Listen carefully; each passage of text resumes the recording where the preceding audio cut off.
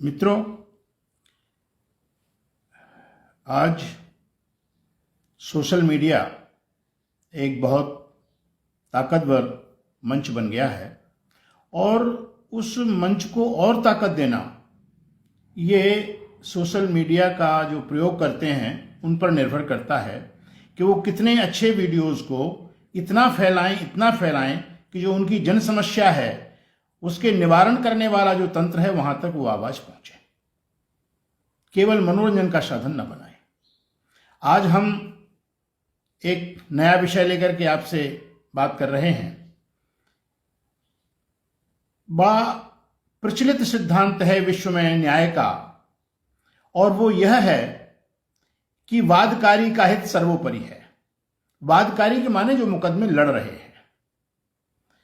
लेकिन हम देखते क्या हैं कि जो राजस्व न्यायालय हैं, उन राजस्व न्यायालयों की जो कार्यप्रणाली है उसमें आमूल चूल परिवर्तन की आवश्यकता है।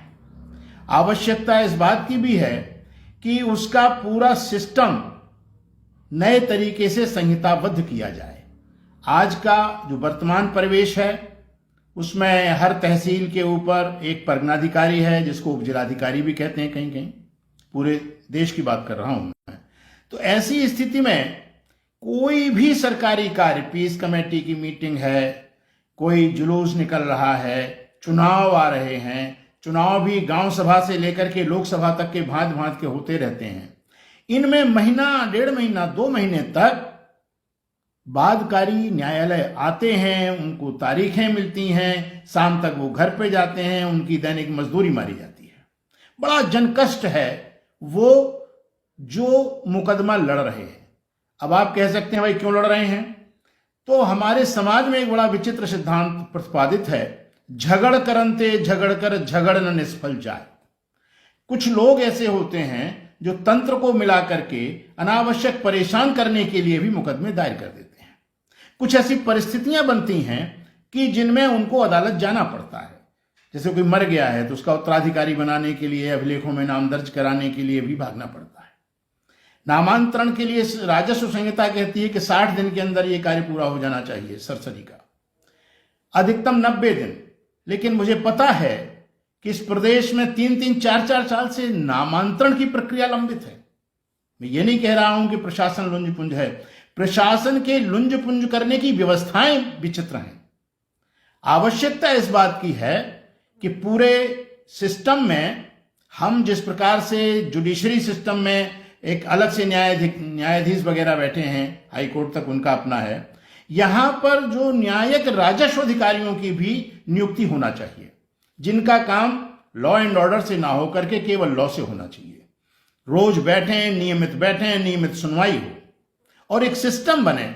अब सॉफ्टवेयर का जमाना है, सिस्टम बने। अगर तारीख बढ़ना है किसी कारण से तो उसके मोबाइल के नंबर के ऊपर पहुंच जाए, उसके वकील के पास पहुंच जाए, उसको सूचना मिल जाए, वो अनावश्यक अपना काम छोड़कर के अदालत भगेगा तो नहीं। अब हम जागरूक हैं, ये बातें उठना चाहिए, इनकी मांग उठना चाहिए। दुर्भाग्य है हमारे देश में कि जनता के जितने हित के कारक हैं वो हमारे चुनाव के मुद्दे नहीं बनते हैं।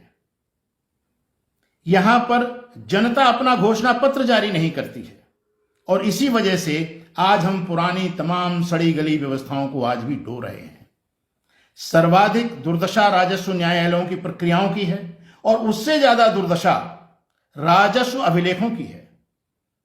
जो लोग राजस्व अभिलेखों में कहीं जाते होंगे, मुआयना करते होंगे, उनको इन चीजों का पता होगा कि उनके कागजात कितनी दुर्दशात्मक स्थिति में हैं। 100 साल पुराने कागज छूते ही वो कुड़क जाते हैं या उनका हाथ में आपके पास आ जाएगा, बाकी वहीं रह जाएगा। उनके लिए जब आज टेक्नोलॉजी है कि हम इस प्रकार कर सकते हैं कि पुराने अभिलेख बिल्कुल नए हो जाएं, उन टेक्नोलॉजी का ये अभिलेखागार प्रयोग क्यों नहीं करते? ये जिलाधिकारी के हाथ की चीज है। जिलाधिकारी अपने तमाम फंडों के माध्यम से पूरे अभिलेखों का नवीनीकरण करा सकते हैं। ये टेक्नोलॉजी है, ट्रेनिंग सेंटर्स हैं। पुरातत्व के लोग बताते हैं कि पुराने किताबों को, पुराने पत्रों को, पुराने कागजात को हम कुछ केमिकलाइजेशन दे करके और उसको बिल्कुल नवीनतम कर देते हैं। तो ये स्थिति जो है ये सुधरना चाहिए। जिस प्रकार से दुनिया बढ़ रही है, विश्व बढ़ रही है, हम कई चीजों में विश्व की बात तो करते हैं, लेकिन अपने आंतरिक व्यवस्थाओं को सुधारने में रुचि नहीं ले रहे हैं। और उसका एक बहुत बड़ा कारण है कि हमारे जनप्रतिनिधि, उनको इन चीजों से कोई मतलब नहीं है।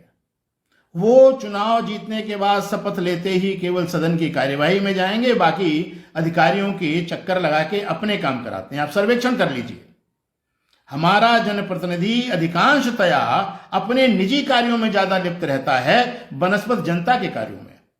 अगर 403 विधायक और विधान परिषद के भी कुछ सदस्य मिलकर के अपनी अपनी तहसीलों की जन समस्याओं के निस्तारण में जुट जाएं, हमारा दावा है कि कोई जन समस्या रह नहीं जाएगी। लेकिन यहां दुर्भाग्य यह है कि हम जन समस्याओं के निवारण में न जुट करके जन समस्याओं को और उलझाने में लगे रहते हैं, अपने प्रभाव का दुरुपयोग करते रहते हैं। ये रोका जाना चाहिए, और ये तभी रोका जाएगा जब हम जागरूक होंगे, सोशल मीडिया के इस मंच को सही जगह तक पहुंचाने की क्षमता रखेंगे। ये कम से कम नई पीढ़ी में ये नवांकुरण होना चाहिए, और अच्छी अच्छी बातें प्रशासन के शीर्षस्थ लोग जो बैठे हैं उन तक पहुंचनी चाहिए। जब बार बार आप उसको खटखटाएंगे, बार बार उसकी नॉकिंग करेंगे, तो ऐसा नहीं है कि इन सब चीजों का कोई समाधान ना निकले। आज राजस्व न्यायालयों में जब तक हम न्यायाधीश प्रज्ञाधिकारी नहीं बनाएंगे, उप जिलाधिकारी नहीं बनाएंगे, तब तक बाध्यकारी इसी प्रकार परेशान होते रहेंगे जैसे आज हो रहे हैं। इन्हीं शब्दों के साथ मैं अपनी बात समाप्त करता हूं। धन्यवाद।